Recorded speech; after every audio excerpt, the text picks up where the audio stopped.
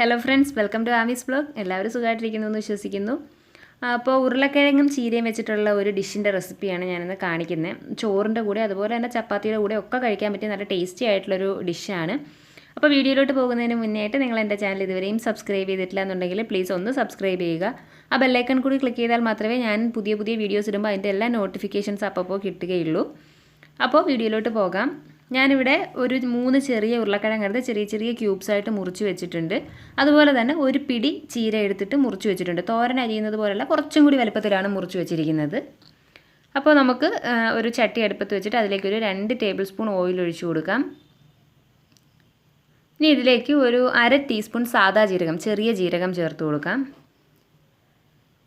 ആ ജീരകം ഒന്ന് റോസ്റ്റായി മണം വരുമ്പോൾ അതിലേക്ക് ഒരു ചെറിയ സവാള നീളത്തിലരിഞ്ഞതും കൂടി ചേർത്ത് കൊടുക്കാം. നമുക്ക് ഏത് ടൈപ്പ് ചീര വെച്ചിട്ട് വേണമെങ്കിലും ചെയ്യാം. പച്ച കളർ ചീരയോ പാലക് ചീരയോ ഏത് വെച്ചിട്ട് വേണമെങ്കിലും ചെയ്യാം. ഇപ്പം ഞാൻ ചുമന്ന ചീരയാണ് ഇവിടെ എടുത്തിരിക്കുന്നത്. അപ്പോൾ ഇതിലേക്ക് നമുക്ക് ഒരു 1/2 ടേബിൾ സ്പൂൺ വെളുത്തുള്ളി ചെറുതായിട്ട് അരിഞ്ഞതും കൂടി ചേർത്ത് കൊടുക്കാം. ചെറുതായിട്ട് അരിഞ്ഞ അല്ലെങ്കിൽ ചതച്ചെടുത്തിട്ടിട്ടാലും മതി. ഞാനിപ്പോൾ ചെറുതായിട്ടൊന്ന് അരിഞ്ഞെടുത്തിട്ടാണ് ഇട്ടിരിക്കുന്നത്. ഇനി ഇത് നന്നായിട്ടൊന്ന് വഴറ്റിയെടുക്കാം. അപ്പോൾ ഒരു ചെറിയ ബ്രൗൺ നിറമാകുന്നത് വരെ ഒന്ന് വഴറ്റി കൊടുക്കാം.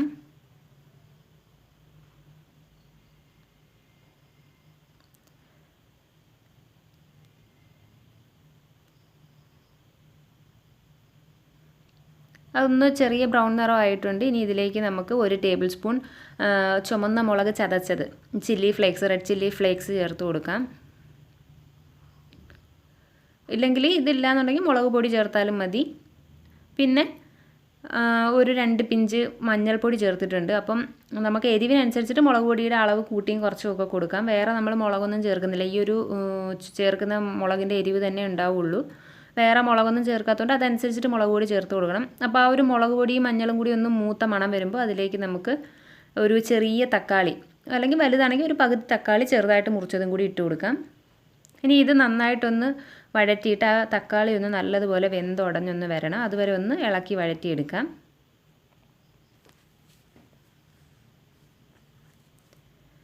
ഇനി ഇതിലേക്ക് നമുക്ക് ഉരുളക്കിഴങ്ങ് ചേർത്ത് കൊടുക്കാം.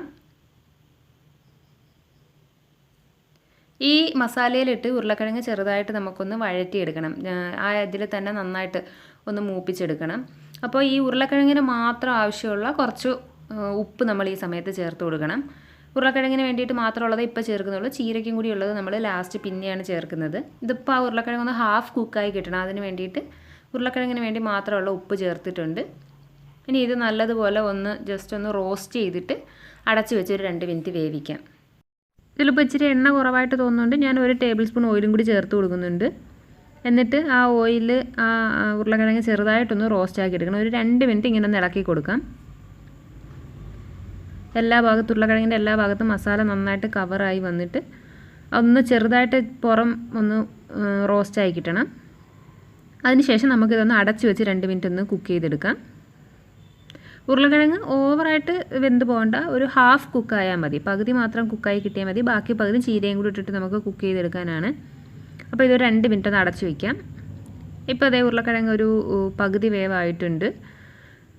നല്ലതുപോലെ മസാലയൊക്കെ ഉരുളക്കിഴങ്ങിൽ പിടിച്ചിട്ട് പകുതി കുക്കായിട്ടുണ്ട്. ഇനി നമുക്കിതിലേക്ക് അരിഞ്ഞു വെച്ചിരിക്കുന്ന ചീര ചേർത്ത് കൊടുക്കാം.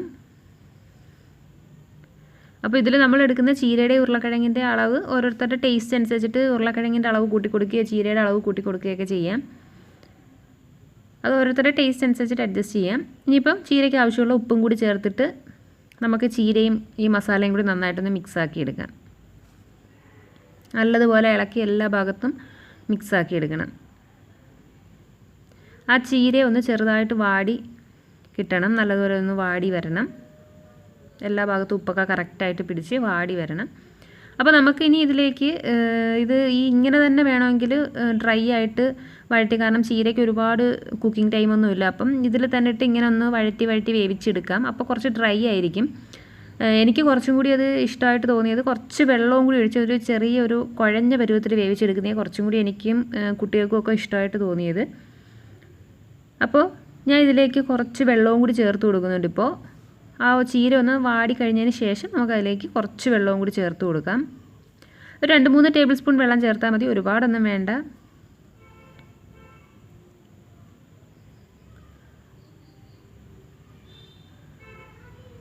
ആ വെള്ളം ഒഴിച്ചിട്ട് ഇത് നന്നായിട്ടൊന്ന് ഇളക്കി മിക്സ് ആക്കിയിട്ട് ഇതൊന്ന് അടച്ചു വെച്ച് വേവിച്ച് ആ വെള്ളം ഒന്ന് വറ്റിച്ചെടുക്കണം. അപ്പോൾ കറക്റ്റ് പരുവത്തിന് ആ ഒരു ചീരയും നല്ല വെന്ത് കുഴഞ്ഞ് ഉരുളക്കിഴങ്ങ് ബാക്കി കുക്കാവാനുള്ളതും കൂടെ കുക്കായി കിട്ടും.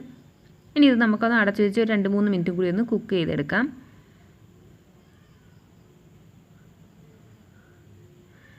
ഇപ്പോൾ കറക്റ്റ് പരുവത്തിനായിട്ടുണ്ട്. നിങ്ങൾക്ക് ഗ്രേവി ആയിട്ട് നല്ല വെള്ളം പോലെ ഇരിക്കണമെങ്കിൽ അതനുസരിച്ച് വെള്ളത്തിൻ്റെ അളവ് കൂട്ടി കൊടുക്കാം. പക്ഷേ ഈ ഒരു കൺസിസ്റ്റൻസിയാണ് കുറച്ചും കൂടി നന്നായിട്ട് എനിക്ക് തോന്നി. ചോറിലൊക്കെ ഇട്ട് നമുക്ക് ചോറിൻ്റെ കൂടെ കഴിക്കാനൊക്കെ കുറച്ചുകൂടി നന്നായിട്ട് തോന്നിയത് ഈ ഒരു കൺസിസ്റ്റൻസിയാണ്. ഇപ്പം ചീര നല്ലതുപോലെ വെന്ത് കുഴഞ്ഞ് അതുപോലെ തന്നെ ആ ഒരു ഉരുളക്കിഴങ്ങ് നന്നായിട്ട് വെന്ത് കിട്ടിയിട്ടുണ്ട്. അപ്പം നല്ലൊരു ഗ്രേവി പരുവത്തിനായിട്ടാണ് ഇരിക്കുന്നത്. നല്ല ടേസ്റ്റിയാണ്. കാണുന്ന പോലെ തന്നെ, കാണാൻ നല്ല ലുക്കുള്ളത് പോലെ തന്നെ കഴിക്കാനും നല്ല ടേസ്റ്റിയാണ്. നിങ്ങളുടെ കയ്യിൽ ചീരയും ഉരുളക്കിഴങ്ങും ഉണ്ടെന്നുണ്ടെങ്കിൽ തീർച്ചയായിട്ടും ട്രൈ ചെയ്ത് നോക്കണം. അപ്പോൾ എൻ്റെ ഇന്നത്തെ ഈ വീഡിയോ നിങ്ങൾക്ക് ഇഷ്ടമായെങ്കിൽ ലൈക്ക് ചെയ്യണം, നിങ്ങളുടെ ഫ്രണ്ട്സിന് എല്ലാവർക്കും ഷെയർ ചെയ്ത് കൊടുക്കണം, നിങ്ങളുടെ അഭിപ്രായങ്ങളൊക്കെ കമൻറ്റ് ചെയ്ത് അറിയിക്കണം. ടേസ്റ്റി ആയിട്ടുള്ള വേറൊരു ഡിഷുമായിട്ട് വീണ്ടും വരാം. അതുവരെ bye bye and take care.